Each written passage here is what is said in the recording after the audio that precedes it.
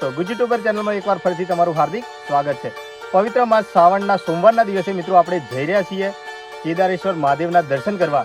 મિત્રો આ જે શિવલિંગ છે જે 1200 વર્ષ પૌરાણિક જૂનું શિવલિંગ છે અને જ્યારે પાંડવો વનવાસ કરતા અને આ શિવલિંગની સ્થાપના કરી અને આની પૂજા અર્ચના કરતા એવું કહેવામાં આવે છે। તો મિત્રો આપણે ત્યાં મંદિરે જઈશું અને ત્યાં શું જોવા મળશે અને આ મંદિર કેવું છે એ પણ તમને બતાવવાના છીએ અને મંદિરના ઇતિહાસ વિશેની તમને અમે વાત કરવાના છે। તો મિત્રો વિડીયોમાં બનાવી રહેજો લાસ્ટ સુધી અને આ મંદિર વિશેની બધી માહિતી તમને અમારા વિડીયોમાં મળશે। તો મિત્રો આ મંદિરના લોકેશનની વાત કરીએ તો એક રસ્તો બાયડ સાઠંબા તરફથી આવે છે અને બીજો રસ્તો આ વીરપુર તરફથી આવે છે।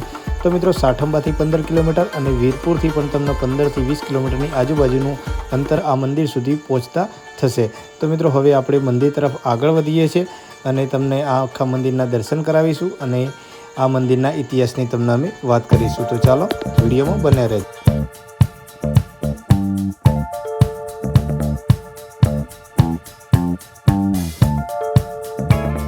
તો મિત્રો આજે શ્રાવણનો સોમવાર છે અને ખૂબ મોટી સંખ્યામાં અહીંયા લોકો દર્શન કરીને પરત ફરતા આપણને જોવા મળે છે। તમે જોઈ શકો છો કેટલી બધી ફોર વ્હીલો અહીંયાથી દર્શન કરીને રિટર્ન થતી જોવા મળી ગઈ છે। તો મિત્રો આપણને ચોમાસું ઋતુમાં મંદિર તરફ જવાનો રસ્તો એકદમ લીલોછમ અને રઢિયામણો લાગે છે અને પ્રકૃતિ સોળે કેળાએ ખીલી ઉઠેલી આપણને જોવા મળે। તો મિત્રો ફાઇનલી આપણે આપણા મેન લોકેશન પર પહોંચી ગયા છીએ અને આ સામે દેખાય છે એ જે મંદિર છે અને તમે જોઈ શકો છો ખૂબ મોટી સંખ્યામાં ભક્તો મહાદેવના દર્શન કરવા અહીંયા આવેલા તમને જોવા મળી જાય છે। તો મિત્રો વિડીયોમાં બન્યા રહેજો કારણ કે અમે તમને આખા મંદિરના દર્શન કરાવીશું અને ઇતિહાસની પણ અમે તમને આગળ વાત કરીએ। મિત્રો શ્રાવણ માસમાં ખૂબ મોટી સંખ્યામાં ભક્તો શિવલિંગના દર્શન કરવા આવે છે કેમ કે આ જે શિવલિંગ છે જે 1200 વર્ષ પૌરાણિક શિવલિંગ માનવામાં આવે છે અને જેની સ્થાપના પાંડવોએ કરી હતી અને જેની પૂજા અર્ચના કરી હતી એવું માનવામાં આવે છે, જેના લીધે અહીંયા તમને શ્રાવણ માસમાં ખૂબ મોટી સંખ્યામાં ભક્તો દર્શન કરવા આવતા જોવા મળી જાય છે।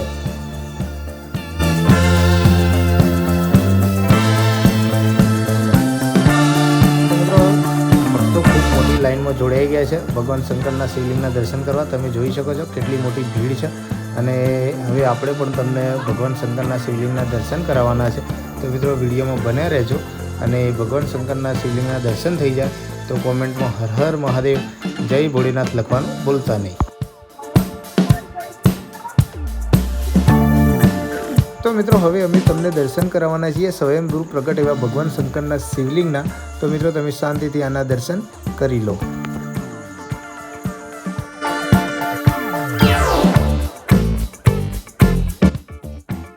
તો મિત્રો આશા કરું છું કે તમારા શાંતિથી દર્શન થઈ ગયા છે અને આપણા પણ ભગવાન શંકરના શિવલિંગના દર્શન થઈ ગયા છે। તો મિત્રો દર્શન થઈ ગયા હોય તો કોમેન્ટમાં હર હર મહાદેવ જય ભોલેનાથ લખવાનું મિત્રો ભૂલતા નહીં। તો મિત્રો હવે આ મંદિરની આપણા આજુબાજુ છે કંઈ જોવાનું છે એ પણ અમે તમને બતાવીશું।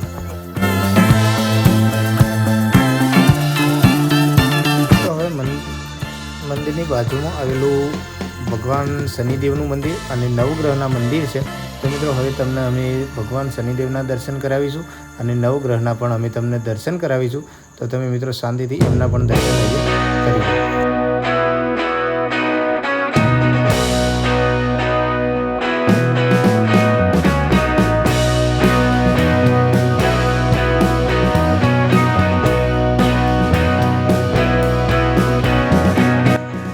ભગવાન શનિદેવ અને નવગ્રહના તમારા દર્શન થઈ ગયા છે। તો મિત્રો અહીંયા જે મંદિરનું ટ્રસ્ટ છે તેના દ્વારા નિઃશુલ્ક ભગવાન શંકરની પ્રસાદી વેચવામાં આવે છે જે મંદિરની પાછળ રાખવામાં આવે છે। તો મિત્રો આપણે ત્યાં જઈશું અને પ્રસાદીમાં શું શું આપવામાં આવે છે એ પણ તમને અમે બતાવીશું જે નિઃશુલ્ક હોય છે। તો મિત્રો તમે અહીંયા દર્શન કરવા આવો છો તો તમે અચૂક આ પ્રસાદીનો લાભ લેવાનું ના ભૂલતા। તો ચાલો આપણે જઈએ અને અહીંયા પ્રસાદીમાં શું આપવામાં આવે છે એ પણ અમે તમને બતાવીએ। તો ચાલો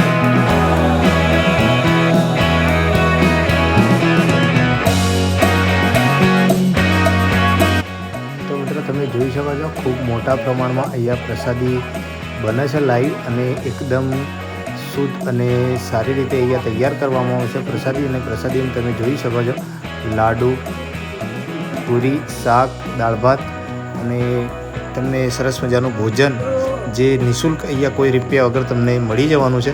તો મિત્રો તમે મંદિરે દર્શન કરવા આવો છો તો તમે મંદિરની પાછળની બાજુ આ રાખવામાં આવે છે। તો તો તમે અવશ્ય આવી અને આ ભગવાન શંકરની પ્રસાદી લેવાનું તમે ભૂલતા નહીં. તો મિત્રો તમે જોઈ શકો છો ખૂબ મોટી સંખ્યામાં અહીંયા લોકો જમતા તમને જોવા મળી જાય છે. ભોજન સાથે સાથે પાણીની પણ ખૂબ એવી સારી વ્યવસ્થા અહીંયા તમને જોવા મળી જશે. અને અહીંયાથી તમને આ મંદિરનો એક વ્યૂ બતાવી દઉં. બહુ સરસ એકદમ લાગે છે. અને હવે આપણે આવી ગયા છીએ મેળા બાજુ. તો મિત્રો થોડો ઘણો મેળાનો પણ આપણે હવે લાભ લઈ લઈએ. અને મેળામાં પણ તમને ખૂબ એવી સારી સારી વસ્તુઓ રમકડાથી લઈને કટલરીની ઘણી બધી નાની મોટી સ્ટોરો અહીંયા તમને જોવા મળશે. અને નાસ્તાની પણ દુકાનો અહીંયા તમને જોવા મળવાની છે.